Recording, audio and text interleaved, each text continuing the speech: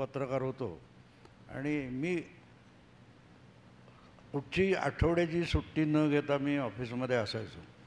ते इथे सुरूर म्हणून गाव आहे, तिथला एक अब्दुल हमीद खान म्हणून माझा सहकारी होता आणि त्याला गावी जायचं असलं की त्याला ऑफिसमध्ये सुट्टी मिळायची नाही.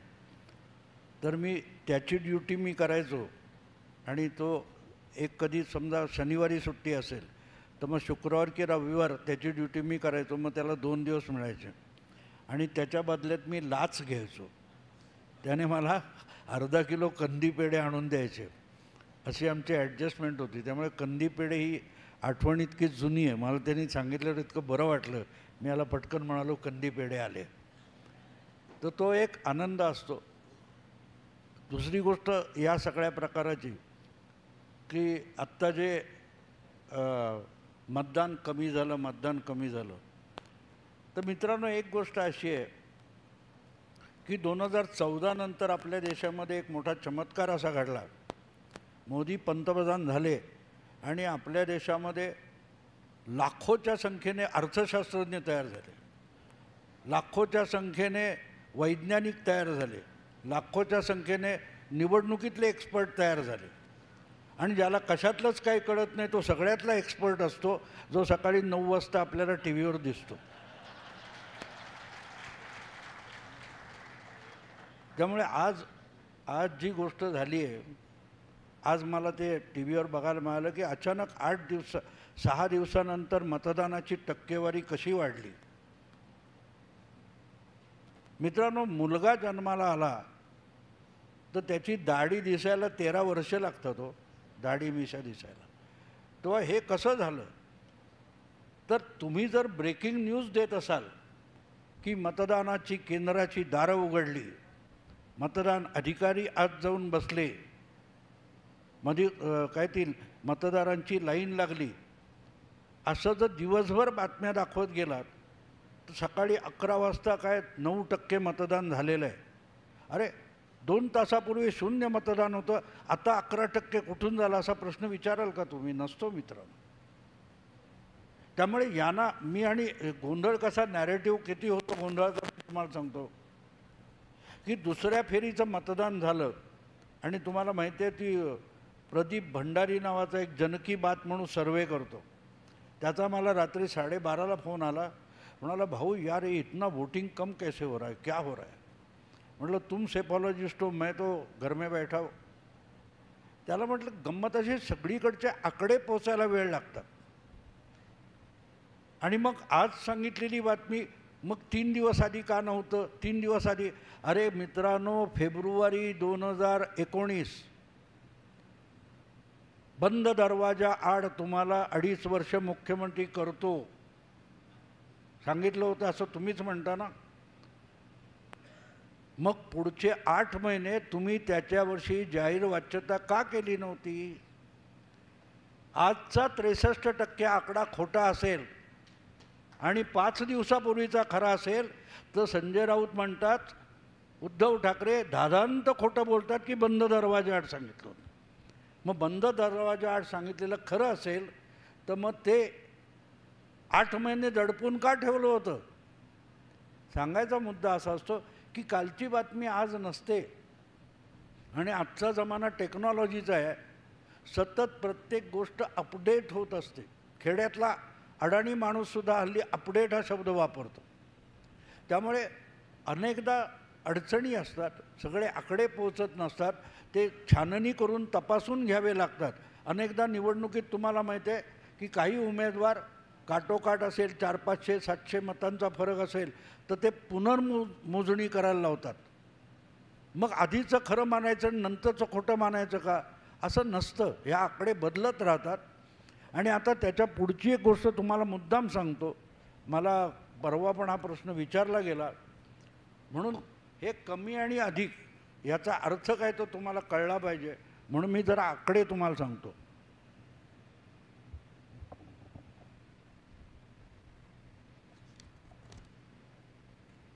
मित्रांनो, आत्ता इथे एक उल्लेख झाला की मला दीनानाथ मंगेशकर पुरस्कार मिळाला. माझ्याबरोबर अमिताभ बच्चनला पण त्याच समारंभात पुरस्कार मिळाला, लता मंगेशकर पुरस्कार. आणि मग ठीक आहे, त्याचे फोटो आले, रेकॉर्डिंग झालं वगैरे वगैरे.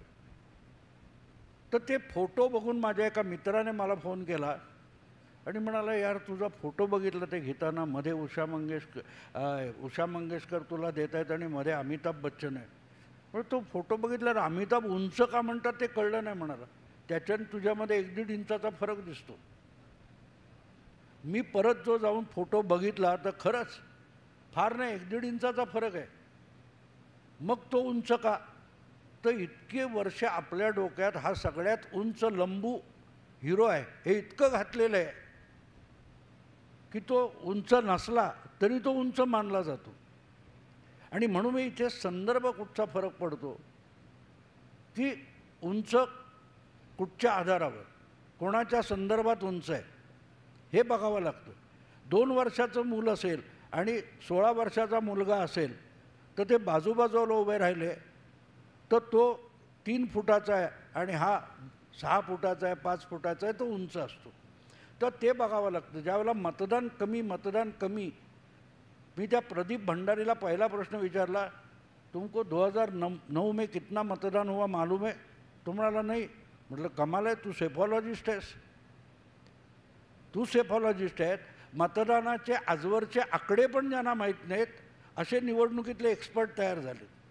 आणि गंमत बघा, म्हणून मी मुद्दाम 1984 पासूनचं कोष्टक घेऊन आलो.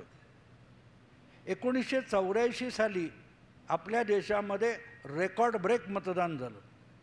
त्याच्या आधी तितकं कधी झालं नव्हतं आणि 2014पर्यंत तो रेकॉर्ड कायम होता. 64% मतदान हे इंदिरा हत्येनंतर झालं होतं. देशभर सहानुभूतीची लाट होती तेव्हा 64% मतदान झालं होतं. त्याच्या पुढच्या वेळेला 61% म्हणजे 3% घसरले. त्याच्यानंतर 91 मध्ये 56%, 96 57%, 1998 62%,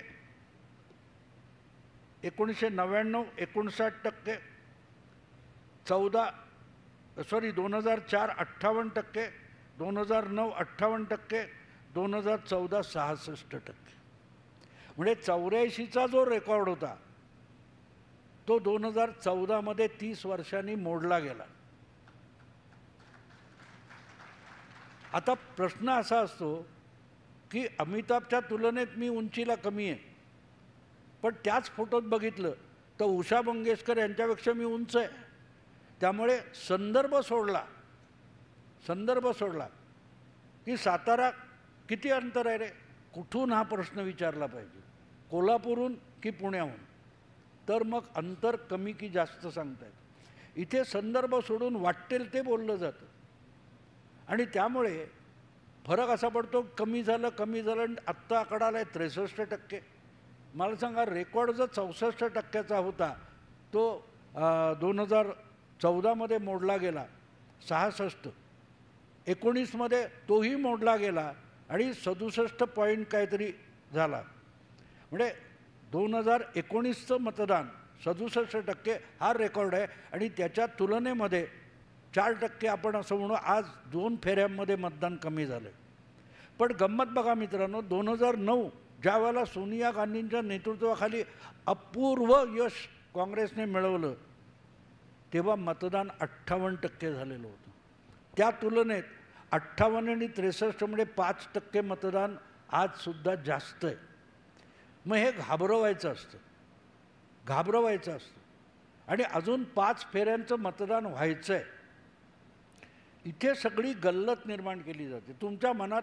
आणि माझा मीडियावर राग आहे त्याचं तेच कारण आहे, मी पत्रकार असून 55 वर्ष मला राग एवढ्या गोष्टीचा येतो की आजकाल माहिती देण्यापेक्षा तुमची दिशाभूल करण्यासाठी माध्यमांचा आणि चॅनेलचा वापर होतो आणि त्यातून ही गोष्ट येते की निवडणुकीला. आणि म्हणून पूर्वी राजरोस 1980 पासून आपल्याकडे सेफॉलॉजी सुरू झाली. जेव्हा पहिल्यांदा 1980 साली इंदिरा गांधी म्हणजे आणीबाणी संपून जनता पार्टी बुडाली आणि जेव्हा निवडणूक झाली तेव्हा पहिल्यांदा प्रणय रॉयने इंडिया टुडेमध्ये हा एक प्रदीर्घ 12-14 पानांचा लेख लिहून ते सगळं हे केलं होतं आणि त्याचा अंदाज बरोबर आला. पण तो अंक मिळवून बघा, त्या खाली संपादकांनी दिले की हे लेखकाचं मत आहे, आम्ही त्याच्याशी सहमत नाही. हा पहिला सर्वे होता. 1984 मध्ये त्याने राजीव गांधींना 400पेक्षा अधिक जागा मिळतील तेव्हा लोकांनी त्याला वेड्यात काढलं होतं आणि मी सुद्धा वेड्यात काढलं होतं, कारण मला सेपॉलॉजी माहिती नव्हती. पण ते बरोबर झालं आणि मग हळूहळू लोक त्याकडे गंभीरपणे बघायला लागले. त्यामुळे हे कोणी उठतो चहाच्या टपरीवर 5 रुपयाचा कटिंग चहा घेतो आणि निवडणुकीचं सगळं सेफॉलॉजी सांगायला लागतो, हा विनोद झालेला आहे आपल्याकडे. हा जो मास मीडिया तयार झाला आहे, त्यामुळे कशावरही कसलीही ब्रेकिंग न्यूज देतात आणि मग तेव्हा ते होतं, आता हे आहे म्हणजे काय, हा जो प्रकार आहे. त्यामुळे हा गोंधळ होतो, त्याच्याकडे बघायची गरज नाही. आणि मित्रांनो, गंमत सांगतो, प्रभाकरने जे सांगितलं,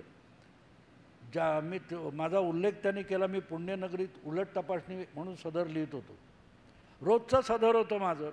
आणि जानेवारी 2013 ते एप्रिल 2013 मी 27 लेख लिहिले होते की भाजपने मोदींना उमेदवार करावं पंतप्रधानपदाचं. मोदी हा माणूस भाजपला बहुमत मिळवून देईल. मग ते राजकीय दडपण आणलं गेलं त्या वर्तमानपत्रावर. ते त्यांना मी सांगितलं, मी विषय बदलणार नाहीत, पाहिजे कॉलम बंद करा. कॉलम बंद झाला. जुलैमध्ये ज्या वेळेला मोदींना उमेदवार केलं भाजपने, तेव्हा माझे एक मित्र आहेत, शाळकरी मित्र सच्चिदानंद शेवडे, ते मला म्हणाले, भाऊ त्या लेखमालेचं आता पुस्तक करू, मोदी खरंच उमेदवार झाले. आणि मग ते जे पुस्तक ते होते, पुस्तक म्हणून लिहिलेलं नव्हतं, ते लेख होते, तेच पुस्तक म्हणून छापलं गेलं. फक्त त्यामध्ये मी पुस्तक करणार म्हणून एक नवा लेख लिहून दिला होता. त्या लेखाचं शीर्षक होतं असाबियाचा आधुनिक आविष्कार. आणि माझी टिंगल खूप झाली. पुस्तक झाल्यानंतर सगळ्या पत्रकारांनी टिंगल केली, जवळच्या अनोळखी. पण जेव्हा ते खरं झालं तेव्हा सगळे चकित झाले. मला म्हणाले, तू तर घरात बसलेला असतोस, तू कुठला सर्वे घेत नाहीस, मग तू आकडे कुठून काढले? म्हटलं सोपं असतं, जे डोळ्यांना दिसतं ते जसंच्या तसं स्वीकारा आणि मग त्याचं विश्लेषण करा. तुम्ही चुकीच्या माहितीवर आधारित जर विश्लेषण केलं तर तुम्ही फसता. 2019 मध्ये सप्टेंबर 2018 माझं ठाण्याला एका ठिकाणी व्याख्यान होतं. असंच आजचं जसं मुलाखत आहे तिथे व्याख्यान होतं. ते एका श्रोत्याने मला प्रश्न विचारला की गेल्या वेळेला तुमचा अंदाज बरोबर आला, आता 8 महिन्यांनी निवडणूक आहे, काय होईल? तर मी त्यांना सांगितलं, मोदी 300+ काढतील. मग ते आमचे महाजन प्रकाशक तिथे बसले होते, ते म्हणाले, भाऊ आता याच्यावर पुन्हा मोदी का पुस्तक लिहा. मी लिहिलं आणि खरोखरच 300+ झालं. आणि मित्रांनो, गंमत म्हणून सांगेन की जेव्हा 6 डिसेंबर 2013ला माझ्या पहिल्या पुस्तकाचं प्रकाशन झालं देवेंद्र फडणवीसांच्या हस्ते पुण्यामध्ये, तेव्हा प्रकाशनानंतर आम्ही चहा पीत बसलो होतो. तेव्हा भाजपच्या 2 नेत्यांनी मला विचारलं, जेव्हा आमच्या पक्षाला गॅरंटी नाही, तुम्ही कुठून बहुमत आणता? तर मी त्यांना सांगितलं, हा माझा अभ्यास आहे, कदाचित चुकेल, मी चुकलो हे पण कबूल करीन, पण माझा अभ्यास सांगतो. आता तो मी कुठून काढला होता हे पहिलं समजून घ्या. मोदींसारखा करिश्मॅटिक लीडर असेल तर निवडणुकीत भाजपची परिस्थिती काय आहे ह्याचा मी अभ्यास केला होता. 332 जागा अशा होत्या 2013चा सांगतोय मी, 332 जागा अशा होत्या की भाजपने कधी ना कधी जिंकल्या होत्या, कधी हरल्या होत्या, पण ती जागा कधी ना कधी एकदा तरी जिंकली होती किंवा 5-6 वेळ जिंकली. 332 जागा भाजप लढू शकतो. लढणं याचा अर्थ उमेदवार उभं करणं नाही. वंचित बहुजन आघाडी उमेदवार उभे करते, त्याला निवडणूक लढवणं म्हणत नाही. लढणं याचा अर्थ जिंकण्यासाठी प्रयत्न करणं. 332 जागा जर लढण्यासारख्या असतील आणि मोदींसारखा, अमित शहांसारखे झुंजार नेते आहेत, ते सर्वस्व पणाला लावतील तर 250 जागा येऊ शकतात. हे सोपं मॅथमॅटिक होतं, लॉजिक होतं. तर तो मी काय मोठा दिव्यदृष्टीचा नाही आहे. पण तो आकडा खरा ठरला. आणि 2019मध्ये लढण्यासारख्या जागा 412 झाल्या होत्या. अमित शहानी पक्षाचा अध्यक्ष होऊन जे संघटनेचं जाळं विणलं होतं त्याचा जेव्हा मी अभ्यास केला तेव्हा माझ्या लक्षात आलं की 412 जागा हे लढवू शकतात. परत त्याचे 75% काढले तर 300 होतात. That was simple logic. पण ते अनेकांना पटत नाही. याचं कारण असं असतं, इतरांचे अंदाज अगदी सर्वे घेऊन चुकले आणि माझा बरोबर आला तर माझ्याकडे काय फार दिव्य बुद्धी वगैरे असं नाही. मी माझ्यातलं लहान मूल जपलेलं आहे. आपण लहान मुलाला घाबरायला शिकवतो, हे झुरळाला हात लावू नको, हे करू नको, ते करू नको. मूल घाबरत नाही, ते निरागस असतं, इनोसंट असतं. माझ्यातलं ते मूल जे आहे ते समजून घ्यावं. मी राहुल गांधींना पण समजून घेण्याचा प्रयत्न करतो. टीका करण्यापूर्वी तो माणूस समजून घेतला पाहिजे. आणि त्यामुळे माझा अंदाज बरोबर आला तर तो अंदाज नव्हता, मी परिस्थिती राजकीय समजून घेतली. जेव्हा ते तुम्ही समजून घेता तेव्हा तुमचा अंदाज फारसा चुकत नाही. नाहीतर काय असतं माहिती आहे का, बहुतेक राजकीय विश्लेषक चुकले दोन्ही वेळेला. याचं कारण असं, तुम्हाला ते गाणं सिनेमातलं आठवत असेल, क्या खूब लगती हो बडी सुंदर दिखती हो. प्रत्येक मुलगी वयात येते ना, तिला वाटतं आपण सुंदर आहोत आणि कोणीतरी म्हटलेलं आवडतं आणि तेच त्या गाण्यात आहे. क्या खूब लगती हो बडी सुंदर दिखती हो. मग ती हिरोईन म्हणते फिर से कहो कहते रहो अच्छा लगता है. गाणं आहे, तुम्ही ऐकलेलं असेल, नवीन नाही मी काय सांगतो. कारण तिला आवडणारं बोललं की तिला आवडतं, पण ते आवडलेलं बोललेलं असतं, ती वस्तुस्थिती नसते, वस्तुस्थिती नसते. पण त्याच गाण्याची पुढची ओळ महत्त्वाची आहे. क्या खूब लगती हो बड़ी सुंदर दिखती हो. ती म्हणते फिर से कहो कहते रहो अच्छा लगता है. पुढची ओळ आहे, जीवन का हर सपना अब सच्चा लगता है, होता नहीं है लगता है. तेव्हा तुमची चमचेगिरी करणारे जे पत्रकार असतात किंवा विश्लेषक असतात ते तुम्ही जिंकणार म्हटलं की तुम्हाला आवडतं, पण मतदार जो असतो तो ठरवतो. आणि सुदैव असं आहे, मी नेहमी सांगतो की आपल्या देशात 70 वर्षामध्ये सामान्य खेड्यापाड्यातला मतदारसुद्धा मॅच्युअर होत गेला, प्रगल्भ होत गेला. आणि बुद्धिजीवी, अभ्यासक, पत्रकार हे अधिकाधिक इमॅच्युअर किंवा ॲमॅच्युअर होत गेले. त्याचे हे परिणाम आहेत, त्याचे हे परिणाम आहेत. कारण अनेकदा बेस चुकतो, बेस चुकतो आणि बेस चुकला म्हणजे निदान चुकलं की उपचार चुकला, उपचार चुकला की उपचार हा हानिकारक होतो. नेमकं तेच इथे राजकारणात झालेलं आहे, ज्यांना आवाका नसतो. आता मी मुद्दाम सांगेन, हे पुस्तक जेव्हा लिहिलं, मी लिहिलं म्हटलं मोदी जिंकणार आहे. सगळ्यांनीच मान्य केलं. सगळे 28 पक्ष एकत्र येऊन मोदींना हरवण्यासाठी कंबर कसतात. ही गंमत होती. तुम्ही जिंकायचं ठरवा ना, तुम्ही दुसऱ्याला हरवायचं का ठरवताय? तुम्ही जिंकायचं ठरवा. तुम्ही जिंकलात, समोरचा आपोआप हरतो. इथे गल्लत होते. आणि तुम्ही जेव्हा मोदींना हरवण्यासाठी आपण एकत्र येऊ म्हणता, त्याचा अर्थ असा की तुम्ही स्वीकारता की मोदी जिंकणार आहे.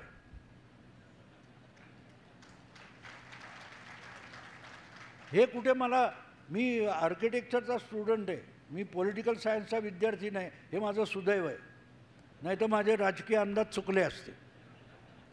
कारण राजकारण जसं उलगडत गेलं तसं समजून घेत गेलो, शिकत गेलो. 77 सालची एक आठवण सांगतो तुम्हाला. आणीबाणी संपली होती आणि निवडणुका लागल्या होत्या. जनता पार्टीचे इंदिरा गांधींच्या विरोधातले उमेदवार राजनारायण होते. आता किती लोकांना बघितलं असेल आठवत नाही. नव्या पिढीला सांगायचं तर लालू प्रसाद गुणिले 100 म्हणजे राजनारायण, कार्टूनच म्हणायचे त्याला. तर राजनारायण हे मुंबईच्या जांभोरी मैदानावर वरळीला प्रचारसभेसाठी आले होते. माझा एक सहकारी होता पेडणेकर म्हणून, तर त्याला घेऊन मी त्यांना भेटायला गेलो होतो. आम्ही त्यांच्याशी बोललो काय काय वगैरे राहतो. आणि मग त्यानं विचारलं की रायबरेली में क्या सिच्युएशन है, तर ते त्यांच्या त्या यूपीच्या स्टाईलमध्ये बोलले, वो तो मैं जीत चुका हूँ, अभी वोटिंग बाकी है. मला हसू आलं, अरे वोटिंग बाकी आहे मग जीत चुका हूँ म्हणजे काय. तर मी उत्स्फूर्तपणे हसलो. त्या माणसाला राग नाही आला, त्यांनी मला शिकवलं राजकारण कसं होतं. तुम्हाला बच्चे हो अभी, राजनीति बहुत समझनी है. तो मतलब वो बात नहीं है नेताजी, आपके सामने प्रधानमंत्री खड़ी है, वही तो. मतलब क्या वही तो. तो म्हणाले देखो जो वोटर है ना रायबरेली का, उसको राजनारायण को जिताना नहीं है, उस वोटर ने तय किया है इंदिरा को हराना है. अब उसके सामने मैं अकेला खड़ा हूँ तो क्या करूँ. गांव गांव जाकर हाथ जोड़कर विनती करूँ कि मुझे वोट मत दो, फिर भी मैं जीतूंगा, क्योंकि लोगों को इंदिरा को हराना है. फरक लक्षात घ्या मित्रांनो. तो काय म्हणाला, मी जिंकणार नाही आहे, इंदिरा हरणार त्याचा परिणाम म्हणून मी जिंकणार आहे. आणि मला आठवतं 83ला जेव्हा आपला वर्ल्ड कप जिंकला पहिला कपिल देवने, तेव्हा मी लोकप्रभेत त्या आधारावर लेख लिहिला होता की आपण जिंकलेलं नाही, वेस्ट इंडिज हरलं आहे. कारण त्यांनी खेळताना जी घाई केली त्याच्या परिणामी ते हरले आणि मग दिसायला आपण जिंकलो. हा जर कोणतरी जिंकतो म्हणून कोणतरी हरतो हे तारतम्य बाळगलं तर तुम्हाला राजकारणाचे अंदाज बांधता येतात. आणि इथे गंमत, तुम्ही मला सांगा, गेल्या जूनपासून इंडिया अलायन्स बनवण्याचा प्रयत्न चालू होता. पाटण्याला सगळे जमले. पाटण्याला ठरलं की काय ते सिमल्याला बसायचं नाही, तिकडे बर्फ बंगलोरला बसू. बंगलोरला बसले. बंगलोरला बसून काय ठरवलं, मुंबईत बसू. अरे निवडणुकीत उभं राहायचं असतं, बसायचं नसतं. आणि आजपर्यंत बसतच राहिलेत, उभं राहायचं कोणी. ही साधी गमतीशीर वाटली तुम्हाला गोष्ट, पण विचार करा ना, आपल्याला जिंकायचं, आम्ही सरकार बनवणार. एकदाही कोणी दावा केलेला नाही, एकदाही कोणी दावा केलेला नाही. आणि म्हणून मी जेव्हा हे पुस्तक लिहिण्याचा हेतू मला की नवीन काय लिहिणार, 14-19ला मी सांगितलं त्यापेक्षा काय बदललं याचा जेव्हा मी विचार करत गेलो. आणि मग काँग्रेसला पाडायचे, इंडिया अलायन्सला पाडायचे, हे कुठेही मोदी किंवा शहा बोलत नव्हते. मी विचार करत होतो हे त्यांना पाडायला बघतायत, ते यांना पाडायची भाषा का बोलत नाहीत. आणि ते जेव्हा मी विचार करत गेलो आणि मग अचानक 370 400 पार हे आलं, तेव्हा माझ्या लक्षात आलं की आपल्या पुराणापासून परंपरेमध्ये अश्वमेध नावाची कल्पना आहे. अयोध्येत वनवास संपून राम परतला, श्रीराम, आणि त्याने अश्वमेध यज्ञ केला. तो अश्वमेध यज्ञ अयोध्या हे आता भारताचं केंद्रस्थान असेल, ते केंद्र सरकार असेल. बाकीच्या राज्यांनी अयोध्येला मुख्य मानून गुण्यागोविंदाने नांदावं यासाठी अश्वमेध पुकारला.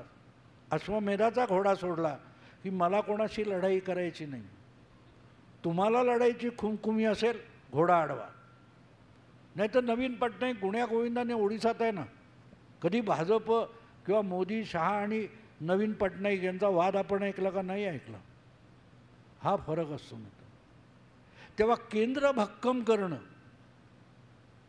केंद्र भक्कम असलं तर हे अखंड राष्ट्र म्हणून टिकणार आहे. तेव्हा यापुढे कठोर निर्णय असं जे म्हटलंय मोदींनी, त्याचा अर्थ समजून घ्या की हा देश विश्वगुरू किंवा जगात समर्थ ठरवायचा असेल तर केंद्र समर्थ असलं पाहिजे. आणि केंद्र समर्थ असताना या देशातल्या 28 राज्यांनी ठामपणे केंद्राच्या बाजूने उभं राहिलं पाहिजे आंतरराष्ट्रीय विषयात. बाकी भाजप आणि इतर पक्षांनी महाराष्ट्रात लढावं, कर्नाटकात लढावं, पण राज्यात एकमेकाविरुद्ध लढायचं.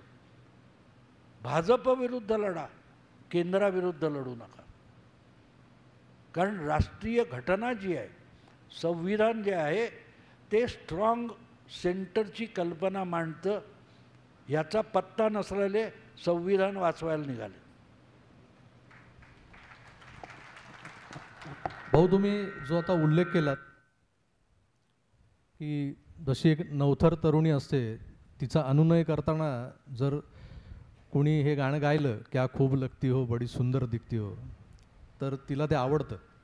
आणि हा झाला भाग मानसशास्त्राचा. म्हणजे एक प्रकारे मानसशास्त्रीय दडपण आणून किंवा एक प्रकारचं इम्प्रेशन मारणं ज्याला म्हणतात ते करून त्या प्रेयसीला वश करणं हे त्या प्रियकराचं काम असतं.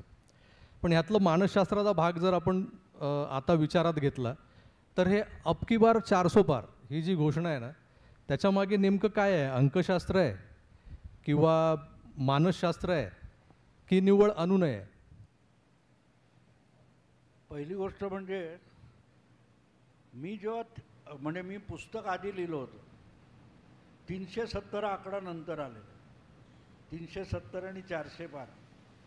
मी जेवढा विचार करत गेलो त्याच्यावर की हा आकडा काढला कुठून, 370 हा आकडा आला कुठून. तर ठीक आहे, आता गंमत बघा, 370 आकडा जो येतो ना, तुम्हाला 303 भाजपने जिंकले माहिती आहे, आणि 303 जागा भाजपने गेल्या वेळेला जिंकल्या. त्याचा अर्थ 303 मतदारसंघात भाजपचा उमेदवार हा 1 नंबरची मतं घेऊन आलेला होता. 2 नंबरची मतं मिळालेले मतदारसंघ माहिती आहेत तुम्हाला? 72 72. 303 आणि 72 एकत्र करा, किती होतो आकडा? 375. म्हणजे हे पुढचे 72 मतदारसंघ आहेत आणि अधिक जवळजवळ 80-90 मतदारसंघ असे आहेत की जिथे भाजप तिसऱ्या किंवा चौथ्या क्रमांकावर होता. गेली 2 ते 2.5 वर्ष भाजप अशा 150 मतदारसंघावर काम करतोय आणि ते मतदारसंघसुद्धा आपल्याला जिंकता आले पाहिजेत यासाठी 2-2.5 वर्ष आधी सुरुवात झाली.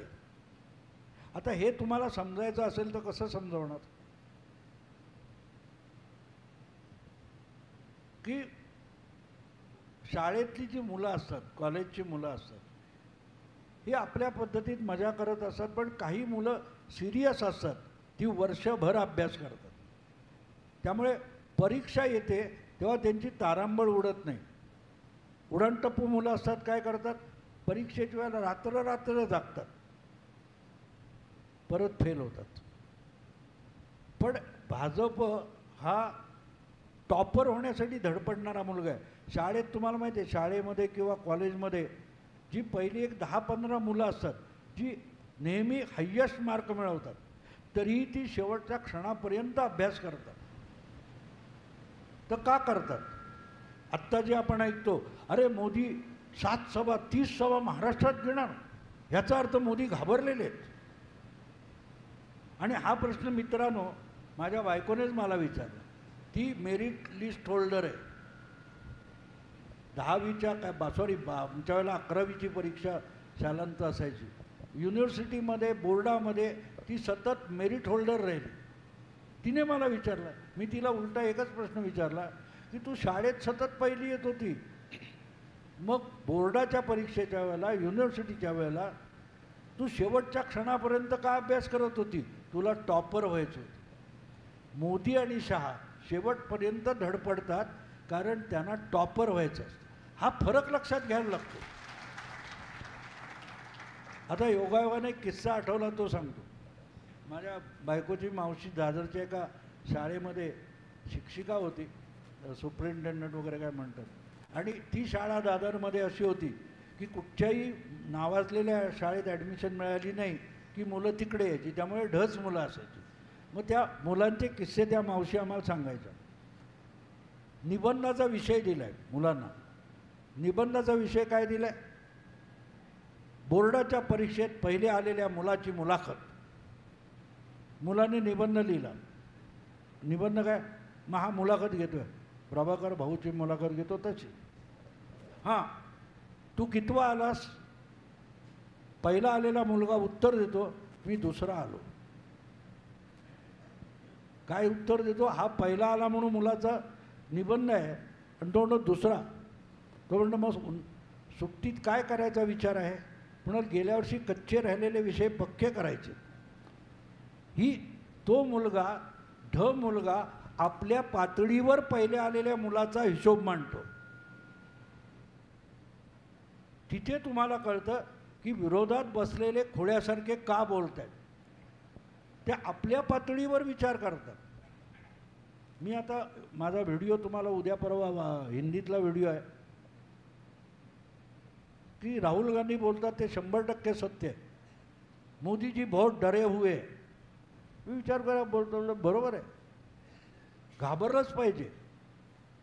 का घाबरलं पाहिजे? मोदीजी डरे हुए क्योंकि डर के आगे जीत है. तो डरना तो पडेगा. पण हे हा गमतीचा भाग सोडा की तुम्ही ज्या माणसाला हरवायला निघालाय तो माणूस समजून तर घेतला पाहिजे. फ्लूक नसतो, लॉटरी लागणं वेगळं असतं.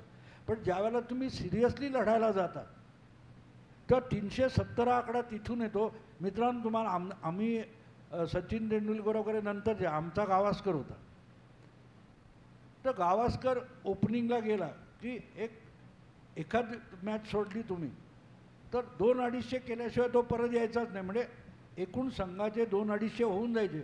समोरच्या विकेट पडायचा, हा इकडे उभा आहे. मित्रांनो 2019च्या निवडणुकीत 303 जागा भाजपने जिंकल्या.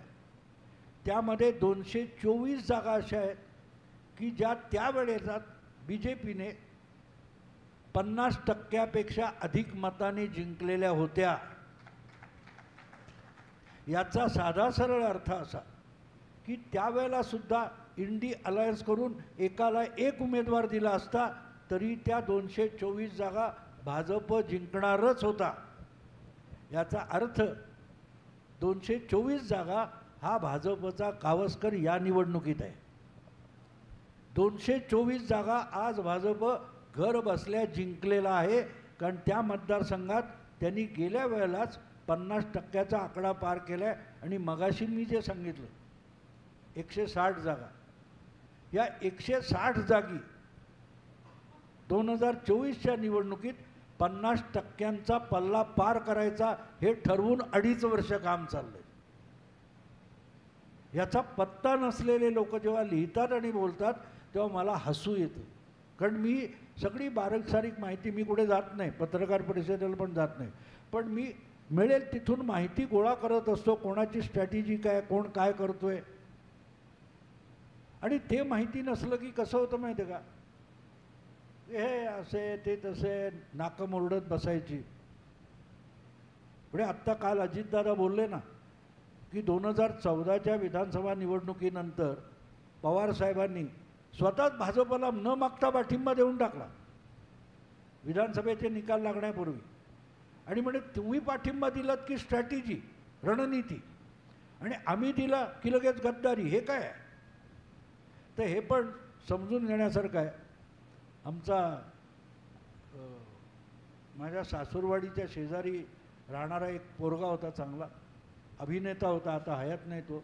तुम्ही त्याला बघितलं, नुक्कड नावाची जी मालिका होती त्याच्यात जो गणपत हवालदार होता अजय वडावकर, त्यांनी एक फार सुंदर उखाणा तयार केला होता की तुम्हाला नाक मोरडायचं असलं की तुम्ही चांगल्याला वाईट कसं म्हणता. तर महिलांना माहेर जास्त प्रिय असतं, तर त्याने त्याच्यावर उखाणा तयार केला होता. मला माझ्या माहेरीचा उंट साजिरा गोजिरा, माझ्या माहेरीचा उंट साजिरा गोजिरा, यांच्याकडचा ससाबाई ओबड धोबड. हे तुम्ही जे ऐकता ना चॅनेलवर की मोदी पडणार आहे पडणार आहे पडणार आहे, अरे त्याची जमेची बाजू तर समजून घ्या, तर तुम्ही हरवाल. जो जिथे शत्रू जिथे काय म्हणतात स्ट्रॉंग असतो तिथे त्याच्यावर हल्ला करून चालत नाही, त्याची दुबळी बाजू बघावी लागते. आणि त्या दुबळ्या बाजूवर हल्ला केलात तर त्याच्यावर तुम्हाला मात करता येते. हे लोक BJPचा सगळ्यात मोठा स्ट्रॉंग पॉईंट काय आहे तर मोदींविषयीची जनमानसातली जी आदर भावना आहे, तर तुम्ही मोदीवर हल्ला करायचा नसतो. त्यांनी त्याची दुबळी बाजू बघा, त्याच्यावर हल्ला करा. पण सांगणार कोण, समजावणार कोण? भिंतीवर डोकं आपटलं तर डोकं फुटतं, भिंत नाही फुटत. त्यामुळे भाजपची दुबळी बाजू बघून त्याच्यावर जर हल्ला केला असता तर मग तुम्हाला भाजपला रोखणं शक्य होतं. तुम्ही साधी गोष्ट बघा, आत्ता प्रभाकरने जो प्रश्न विचारला की 370 400, तुम्ही मला वाटतं फेब्रुवारीमध्ये अधिवेशन झालं ज्याच्यात मोदींनी लोकसभेमध्ये 370 आणि NDA 400 ही भाषा वापरली. तोपर्यंत चर्चा काय चालू होती? भाजपला 220 ते 230 मध्ये अडवायचंच सगळीकडे चर्चा चालू होती. विरोधी पक्ष बोलत होते, पण मीडियात पण चर्चा काय होती? बहुमतापर्यंत जातील तिसऱ्यांदा, ही चर्चा चालू होती ना. 220 फार 250, 250च्या पुढे नाही. पण मोदीजींनी हा 370चा आकडा पुढे आणला, 400 पारचा आकडा पुढे आणला आणि सगळी चर्चा ही 370 350 तरी होतील का? हा 300पर्यंत ठीक आहे. अरे गधड्यांनो, तुम्ही 220चा आकडा बोलत होता तो सोडला का? अजेंडा बदलतो कसा बघा. आता गंमत अशी की मोदींनी 370 आकडा हवेत नाही बोललेला. मी तुम्हाला 375 मगाशी समजवलं 1-2 नंबर. पण आपण 370 बोलल्यानंतर विरोधी पक्ष सिरियस होतील आणि मग 370 मध्ये कसं अडवायचं याचा विचार करतील, तेव्हा विरोधकांसमोर आकडा टाकायचा.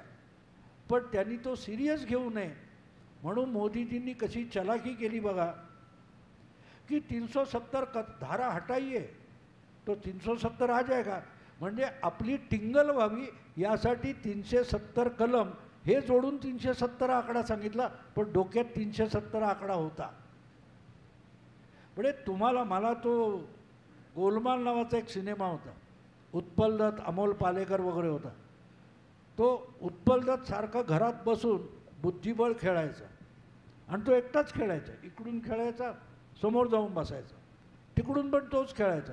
मला गेल्या 10 वर्षातलं राजकारण बारकाईने बघितलं तर दोन्ही बाजून मोदीच खेळतात असं वाटतं.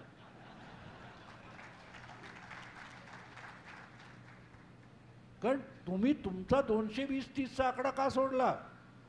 पकड के रखो.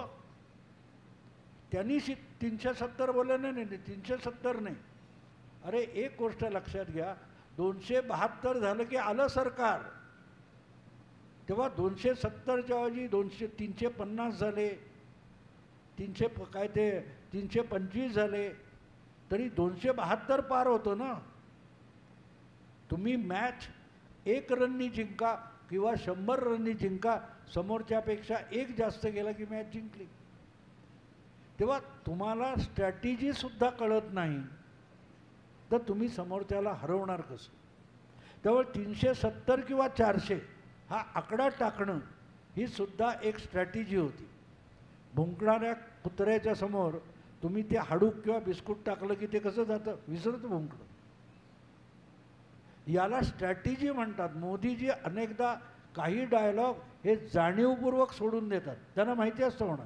अहो ती मौलानाची टोपी 2012 मध्ये परत दिलेली आठवते तुम्हाला?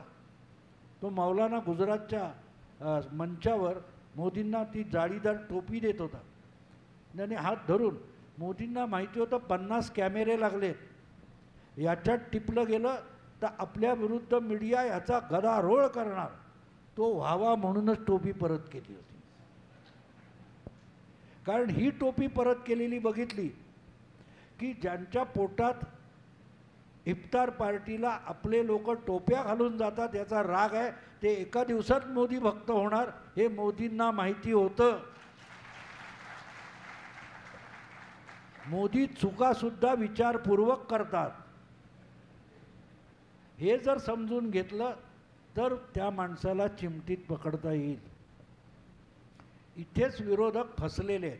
आणि आणखीन एक गोष्ट जाता जाता सांगतो की आपल्यासमोर राहुल गांधीचा चेहरा कॉम्पिटिशनमध्ये राहिला पाहिजे याची अमित शहा आणि मोदी प्रयत्नपूर्वक काळजी घेतात.